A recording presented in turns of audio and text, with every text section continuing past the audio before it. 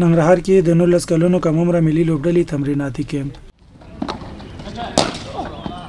دغه تمریناتي کیمپ چې د نجیب الله ترکی کرکټ لوبغالي او ختیځ روح الله ترخیل کرکټ اکیډمۍ له تیر نږدې یوې میاشتې راهیسې پیل شوی.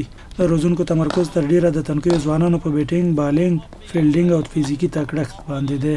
دغه تمریناتي کیمپ ته له 19 کلونو کم عمره 13 لوبغاړي غوره شوي چې له منځه به له 15 تر 18 لوبغاړي د 19 کلونو نړیوال جام کوالیفای راوند ته غوره شي. له 19 کلونو کم عمره ملي لوبډلې مشر روزونکی رئیس احمدزی وایي دغه تمریناتي کیمپ چې یوه میاشتې دوام وکړ موخه یې راتلونکي نړیوال جام کوالیفای راوند ته چې په نیپال کې ترسره کیږي ښه چمتووالی او د لوبغاړو غوراوی دی. تقریبا یوې میاشتې نه دغه کیمپ او په دې کې 10 لوبغاړي وو موږ سره چې په دې کې موږ سره په مختلفو برخو کې موږ سره دلته روزونکي وو.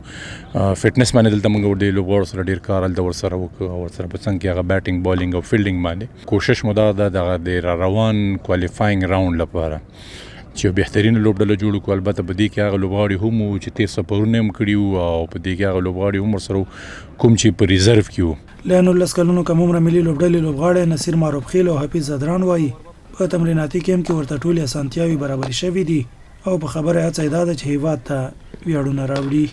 نو تر دې مهاله موږ سره مجرب کوچز دي، که هغه انټرنیشنل کوچز دي، که هغه خپل افغانستان کوچز دي. نو په هر بخش کې موږ سره خواري کوي، که فیلډینګ وي، همداسې بالینګ وي، بیټینګ وي. نو ډېر یو ښه پلان شوی کیمپ و. سر کې موږ یو څو ورځې فټنس وکړو، دلته بیا همدلته سیناریو میچونه وکړو. هغې نه بعد موږ کیمپ هلته شفټ شو بلې اکیډمۍ ته چې هلته په سکلز باندې کار کوو، بالرانو سره، بیټسمینانو سره. او هغې نه بعد بیا موږ غازي امان الله خان کې 3-4 میچ وکړ تمریناتي.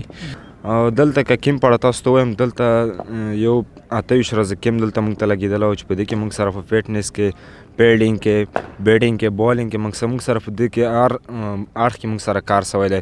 موږ سره هیډ کوچ دی رئیس احمدزی، ماشاءالله ټول کان سره خواري کوي. همداسې نو کلاسیک نور علي زدران دی، بیټینګ هغه ټولو سره پوره خواري کوي او ټول بیټسمینانو سره په ټیکنیک باندې کار کوي. بالینګ کې رانه نوید دی، په فیلډینګ برخه کې مجاهد زدران دی چې هغه موږ سره پوره ډېر کوشش یې کړی دی، سره مقصد زیات زحمتونه یې سره ګاللي دي.